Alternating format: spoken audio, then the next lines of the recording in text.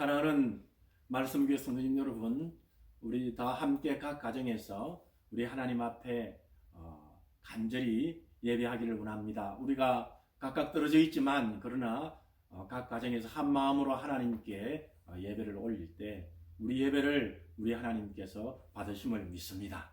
다 함께 한 마음으로 하나님 앞에 예배 올리겠습니다. 기도하겠습니다. 하나님, 우리 말씀교회 성도님들이 드리는 우리의 예배를 받아 주시옵소서. 살아계신 하나님, 우리에게 살아계심을 말씀으로 들려주시고 또 저희들의 마음에 확신한 믿음 주셔서 하나님만 바라보는 이 예배 시간 되게 하여 주시옵소서.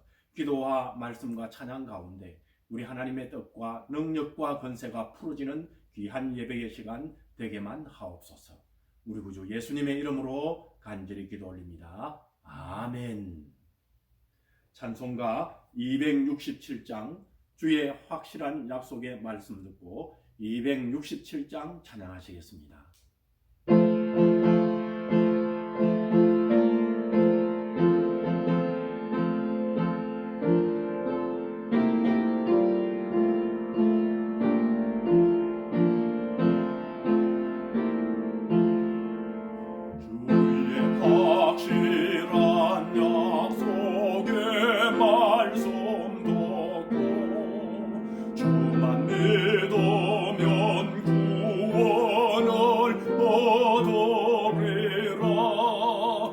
할렐루야 할렐루야 내가 예수를 믿어 그의 홀리신 피로 내 죄 씻었네.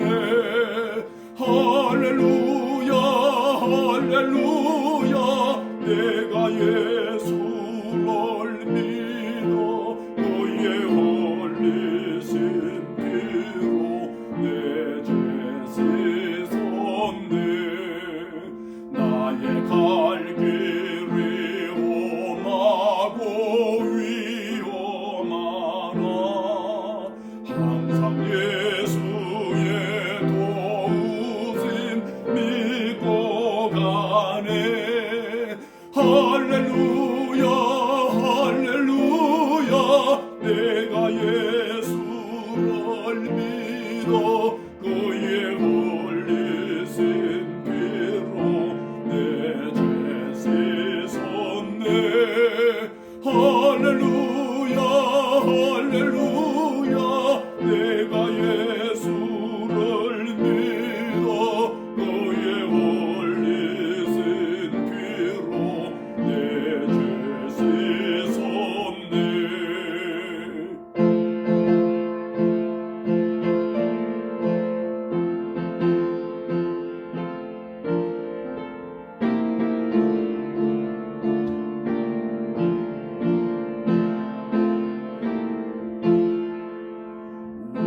모두 다 반열 뒤따르며 함께 즐거운 찬송을 부르리라. 할렐루야 할렐루야 내가 예수를 믿어 그의 홀리신 피로 내 죄 씻었네.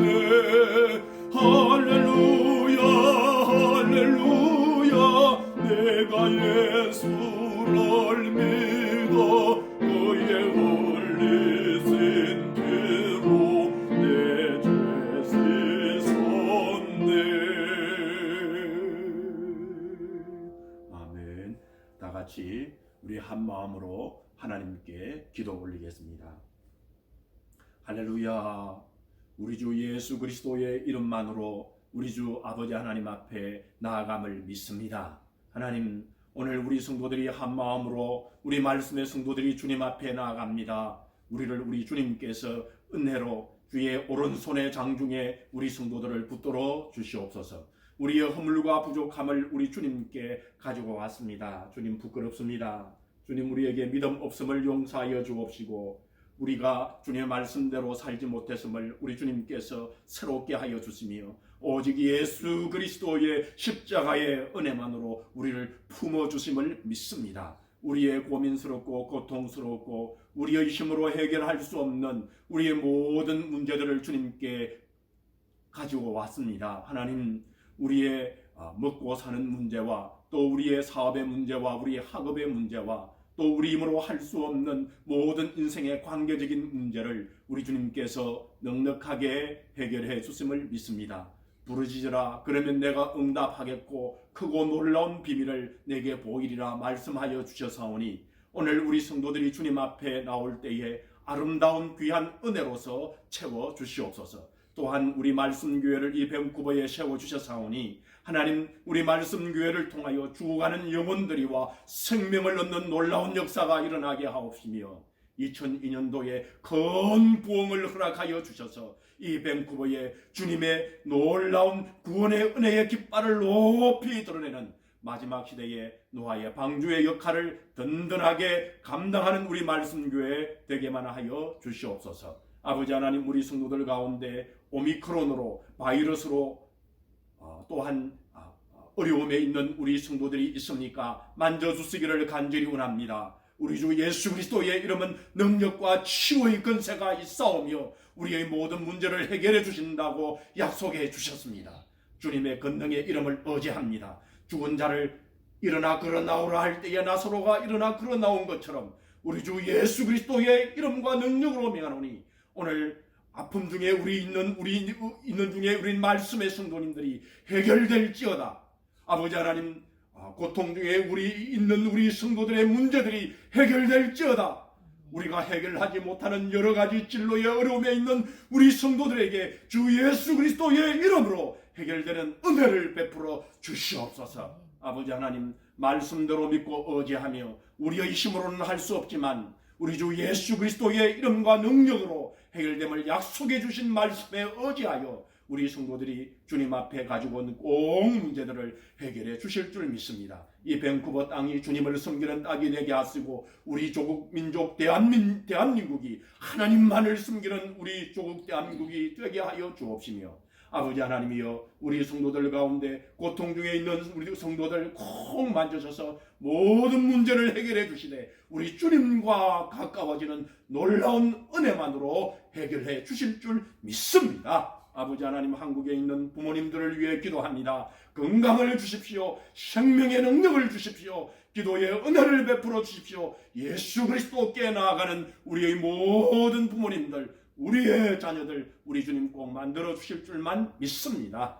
아버지 하나님, 오늘 우리의 모든 문제에 우리 주님께서 해결해 주실 줄 믿습니다. 우리 구주 예수 그리스도의 이름으로 감사하며 간절히 기도 올리옵나이다. 아멘.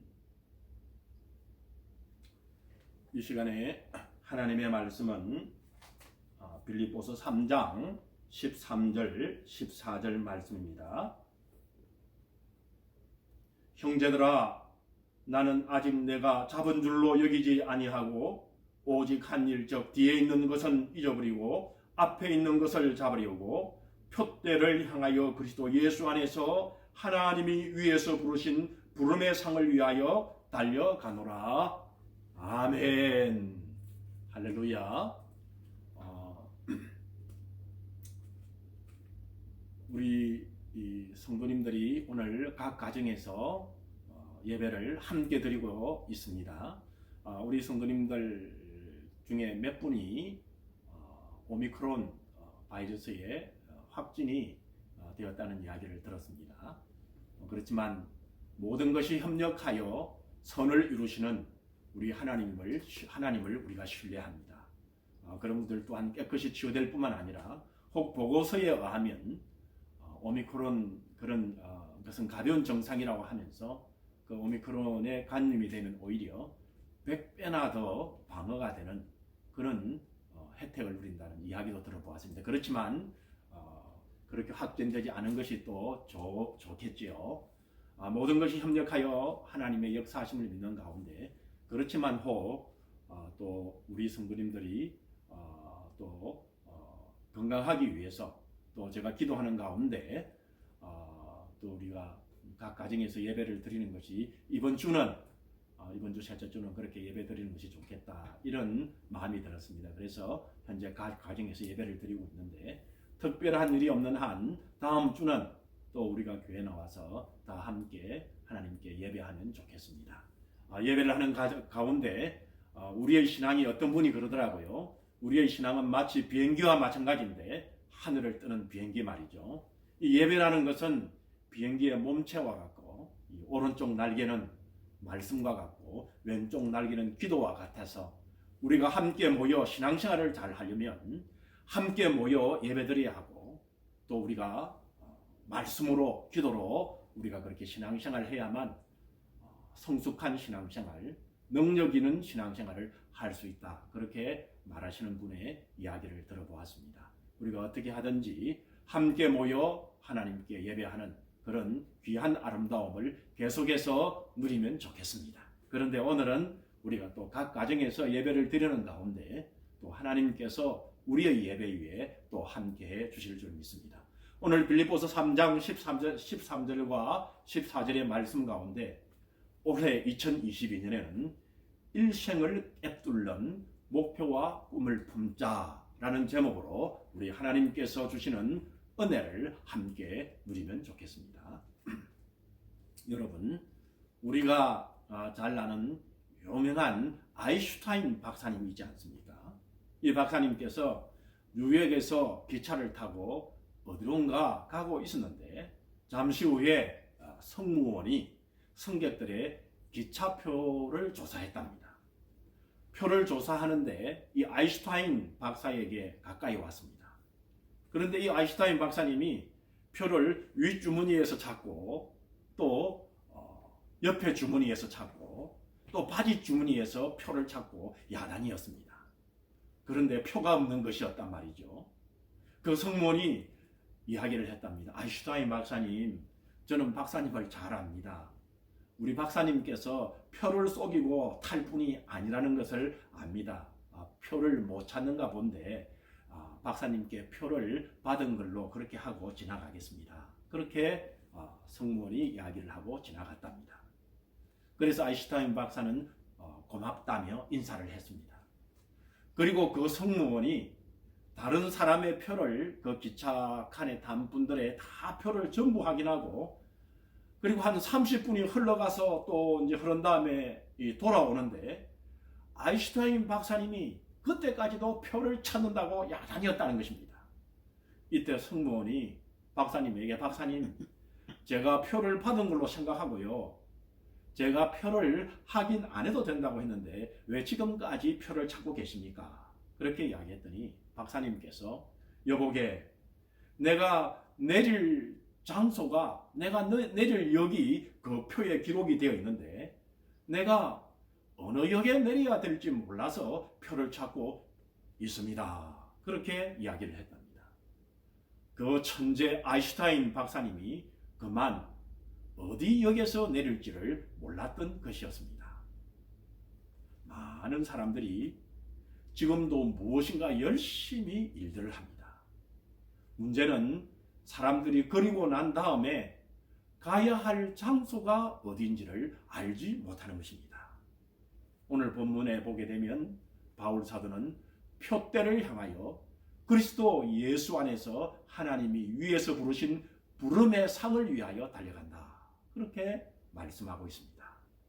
오늘 여러분들은 과연 무엇을 향하여 달려가고 있습니까? 우리는 아침에 일어나서 세수하고 옷을 갈아입고 또 밥을 먹고 인생을 출발하는 매일매일의 생활을 마침 쳇바퀴처럼 하고 있는 것 같습니다. 그러나 그 생활을 전체를 꿰뚫어 이끌어가는 삶의 목표가 여러분 무엇이 있습니까? 그냥 사는 것입니까? 먹고 자다 그리고 살다가 죽는 것입니까? 적은 일이든 큰 일이든 나의 삶의 목표를 두고 뛰어야 나중에 후회함이 없는 인생을 살게 되는 것 아닐까요? 우리 주위를 돌아보면 모든 만물의 미물들도 다 목표를 가지고 있다는 것을 알 수 있습니다.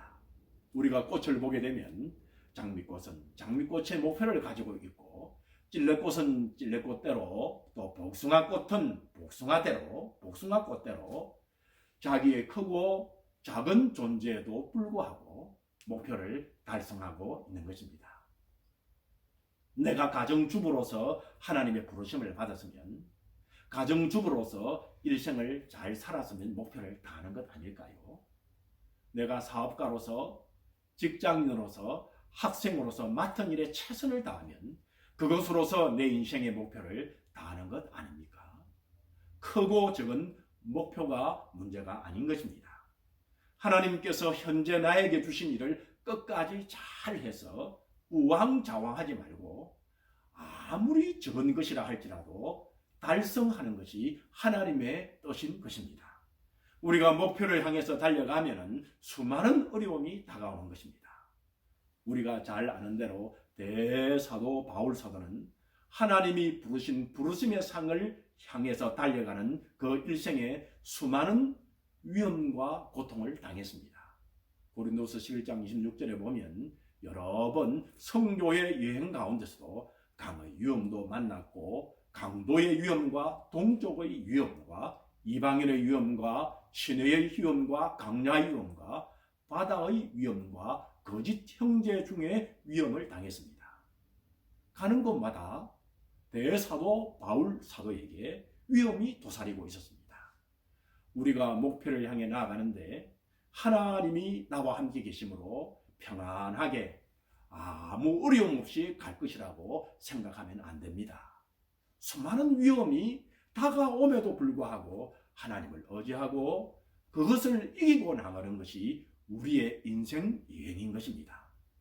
인생을 사는 데 있어서 여러분, 고생 안 하는 사람은 아무도 없습니다. 고린도서 11장 27절에 보면 또 수고하며 애쓰고 여러 번 자지 못하고 줄이며 목마르고 여러 번 굶고 춥고 헐벗어노라고 믿음 생활을 잘 했던 대사도 바울 사도는 자신은 그랬다고 간증을 했습니다. 그는 누구입니까? 하나님의 신실한 종이었고 하나님이 같이 했습니다. 하나님이 같이 한다고 해서 인생의 고난을 면제해 주는 것은 아니었습니다. 하나님을 믿는 믿음으로 고난을 극복해 나가는 것입니다. 나는 왜 예수님을 잘 믿는데 우리 가정에 이렇게 시련과 환난이 많을까? 왜 남편이 나의 가시가 같고, 왜 나에게 아내의 문제가 있고, 왜 자식들이 이렇게 고통을 줄까? 여러분, 그렇게 고민해 보지 않았습니까? 요즘에는 우리들에게 하나 더 질문이 생깁니다. 왜 바이러스가 예수님을 믿는 우리를 이렇게 괴롭히느냐는 것입니다. 여러분, 그것은 인생을 살아가는데 다 같이 우리의 인생사에서 당하는 것입니다. 그런 것을 예수님의 이름으로 하나님께 기도하고 부르짖어 문제를 극복하고 그 문제를 해결해 나가는 것이 신앙생활인 것입니다. 문제가 없는 것이 신앙생활이 아니라 문제를 해결하고 그것을 극복해 나가는 것이 신앙생활이라는 사실을 알아야 하는 것입니다. 바울 사도는 복음을 전하다가 수많은 어려움을 당하고 감옥에 들어가서 고생을 했습니다. 고린도서 11장 23절에서 25절에 보게 되면 그들이 그리스도의 일꾼이나 정신없는 말을 하거니와 나도 더욱 그러하도다. 내가 수고를 넘치도록 하고 옥에 갇히기도 많이 하고 매도 수없이 맞고 여러 번 죽을 뻔하였으니 유대인들의 40에 하나 감한 매를 5번 맞고 3번 태장으로 맞고 1번 돌에 맞고 3번 파선하고 일주야를 깊은 바다에서 지냈다고 말합니다. 바울 사도는 수많은 형벌과 투옥도 당했습니다. 그럼에도 불구하고 그는 거꾸러지지 아니하고 일어났습니다. 보통 사람 같았으면 벌써 거꾸러지고 낙심하고 좌절하고 절망했을 텐데 바울 사도는 오뚜기처럼 일어날 수 있었던 것은 그의 속에 하나님이 계시기 때문이었습니다. 그러므로 육신으로는 아무리 시련과 환난을 당하고 고통을 당하고 넘어지더라도 오뚜기처럼 일어날 수 있었던 것은 하나님이 주시는 내적인 힘이 있었기 때문인 것입니다. 바울 사도는 그 일생을 살아가면서 질병으로도 많은 고통을 당했습니다. 그러면서 아시아와 지중해와 유럽을 복음화한 것이었습니다. 고린도서 12장 7절에서 9절에 보면 여러 계시를 받은 것이 지극히 크므로 너무 자만하지 않게 하시려고 내 육체에 가시 곧 사탄의 사자를 주셨으니 이는 나를 쳐서 너무 자만하지 않게 하려 하심이라. 이것이 내게서 떠나가게 하기 위하여 내가 3번 죽게 강구하였더니 하고 말씀했습니다. 그러나 하나님의 응답이 무엇이었습니까? 나에게 이러시기를 내 은혜가 내게 족하도다. 이는 내 능력이 약한 데서 온전하여짐이라 하신지라. 그러므로 도리어 크게 기뻐함으로 나의 여러 약한 것들에 대하여 자랑하리니 이는 그리스도의 능력이 내게 머물게 하심이라 말씀했습니다. 바울 사도는 무슨 병인지는 정확하게 말을 하지 않습니다마는 육신의 가시가 들어와서 수없이 가시가 그의 몸을 찌르고 고통을 주는데 너무나 고통을 주었기 때문에 바로 그것을 사탄의 사자라고 말한 것입니다. 바울 사도 같은 이 기도의 용사가 말이죠. 1번, 2번 기도하고 3번 간절히 기도하고 이 사탄의 사자를 물리쳐 달라고 하니까 하나님께서 내게 은혜가 족하다. 네가 계시를 너무 많이 받고 은혜를 너무 받았기 때문에 교만해지기 십상이다. 교만해지면 은혜도 떠나가고 하나님의 은혜도 다 잃어버리고 마는 것이니 오히려 네가 깨어지지 않기 위해서 끊임없이 사탄의 사자가 너를 괴롭힘으로 하나님께 매달리게 만들어서 너로 하여금 하나님의 은혜 속에 사역하게 만들었다. 이렇게 말씀한 것 아닙니까? 여러분, 예수님을 믿기 전에 보통 사람들을 여러분 한번 보십시오. 그들을 여러분 한번 관찰해 보십시오. 그들이 편안하고 등 따뜻하고 배부르고 어떤 사람보다 잘 살고 건강하면서 예수님을 잘 믿지를 않습니다. 교회를 잘 나오지를 않습니다. 그리고 예수님을 믿고 교회 나와도 등 따뜻하고 배부르면 잘 기도 안 합니다. 고통스러워야 드디어 기도하는 것입니다. 보통 우리가 보게 되면 고통이 적으면 적게 기도하고 많으면 많이 기도하고 고통이 크게 되면 자신도 모르게 금식하고 철야하면서 부르짖게 되는 것입니다. 인간의 기도는 보통 자기 고통에 정비례하는 것입니다. 그렇기 때문에 우리의 인생의 삶에 완전히 고통이 없는 삶을 하나님께서 하나님의 자녀라 할지라도 허락하지 않는 이유는 믿음과 신앙을 잃어버릴 수 있기 때문인 것입니다. 여러분의 신앙이 불이 붙어 있기 위해서는 기도해야 되는데 기도는 괴로워야 기도하지 편안하면 기도가 잘 안 되는 것입니다. 사람은 편안하고 살기 좋으면 어떻게 하죠? 놀러 가기에 바쁜 것입니다. 여러분, 저는 지난주에 주님의 일을 잘 하시는 분들의 간증을 쭉 들었습니다. 그들은 한결같은 공통점이 있었는데요. 어려움 중에 병든 순간에 죽는 순간에 모두 주님을 만난 사람들이었습니다.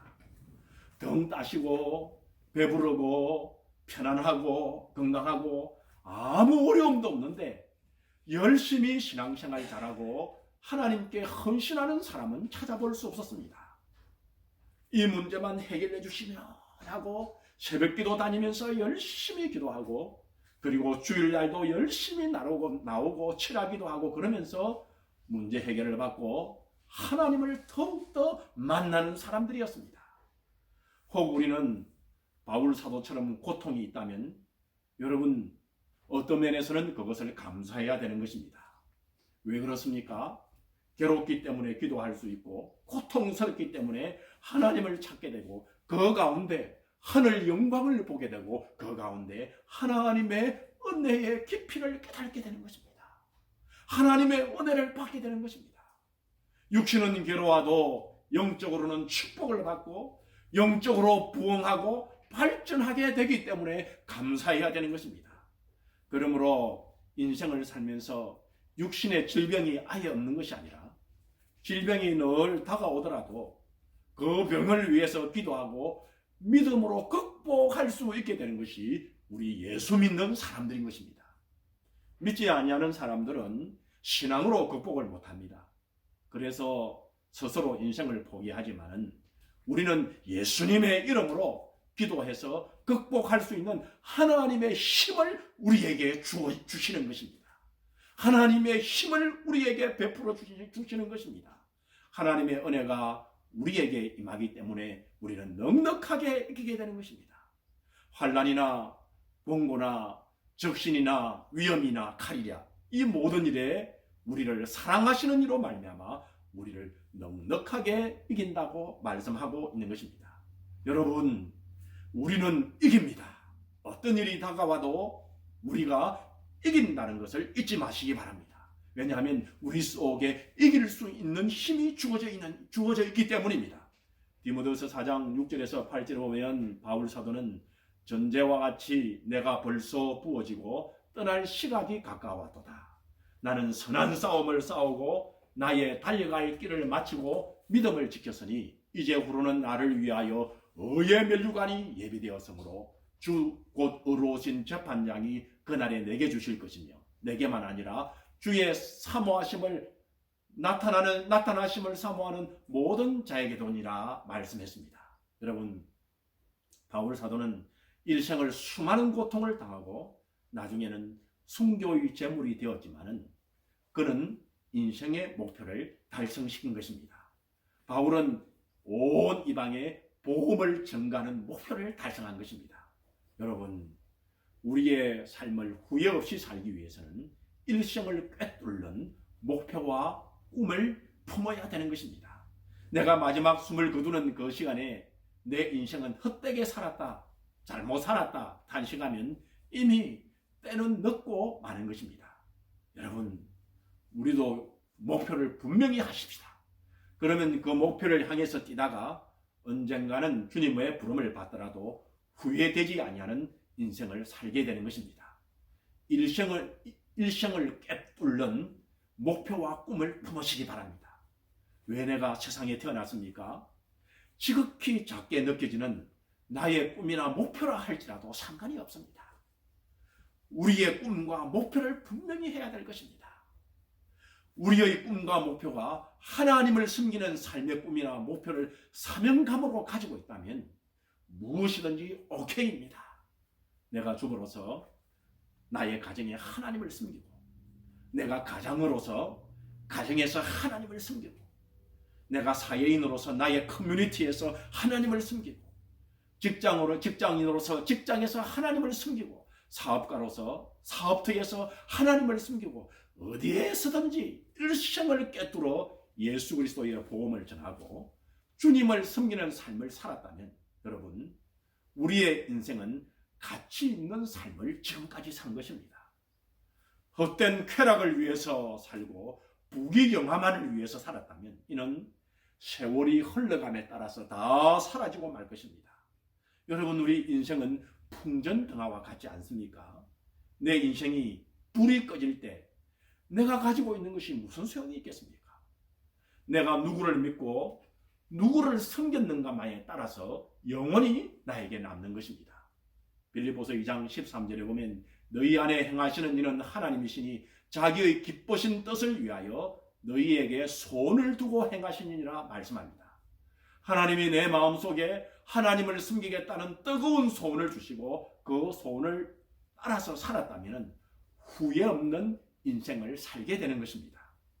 우리는 뒤를 돌아보지 않고 후회하지 아니하는 그런 결심을 해야 되는 것입니다. 뒤에 자꾸 돌아보고 뒷일을 생각하지 마시기 바랍니다.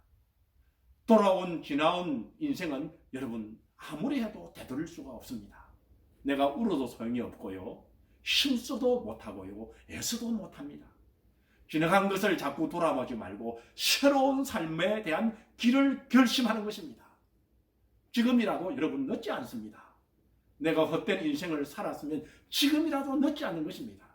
우리가 회개하고 우리 예수 그리스도를 구주로 모셨으면 지금부터라도 우리 가정에서 내 생활에서 그리스도의 영광을 위해서 살겠다는 목표와 결심을 하시기 바랍니다. 아무리 작은 것이라도 괜찮습니다. 그 작은 것이라 할지라도 붙드시기를 바랍니다. 사도행전 20장 24절에 보면 바울 사도는 이렇게 말씀했습니다.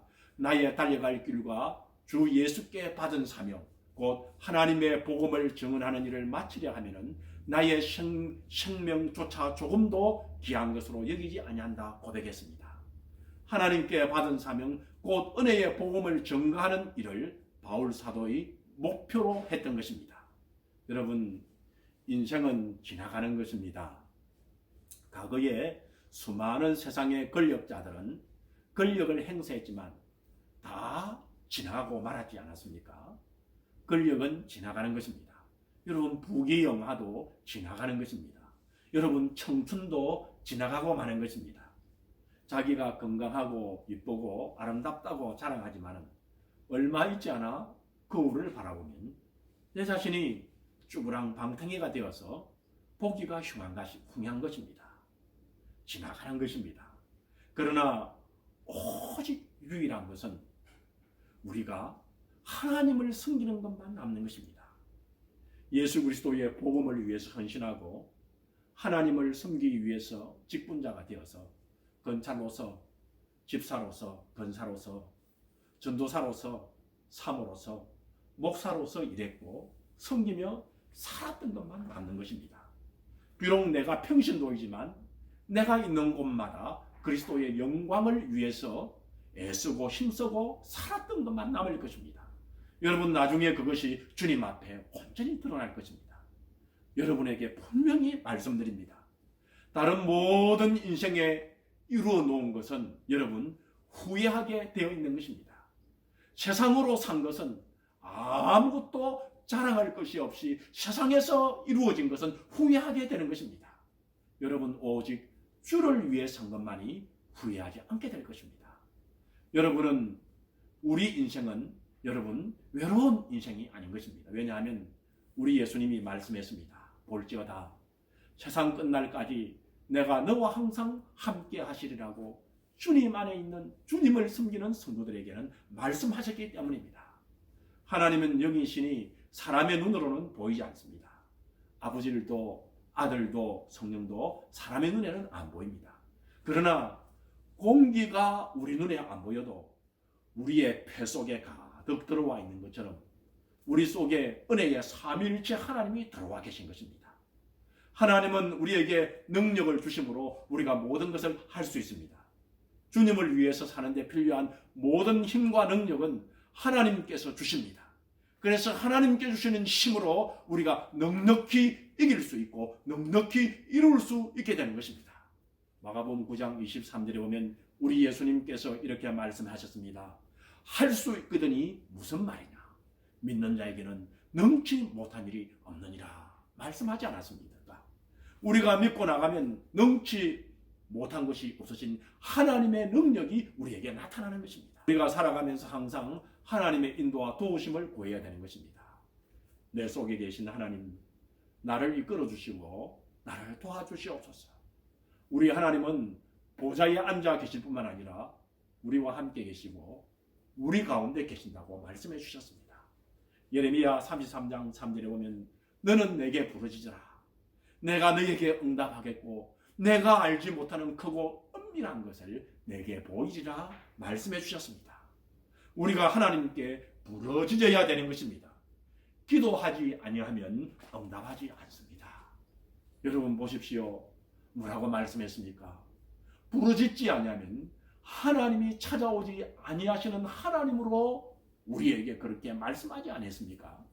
항상 기도하고 부르짖고 외치고 그럴 때에 하나님께서 성령으로 우리에게 응답하시고 우리를 도와주시는 것입니다. 그렇기 때문에 항상 우리는 꿈을 가지고 믿음을 가지고 담대하게 하나님과 동행해야 되는 것입니다.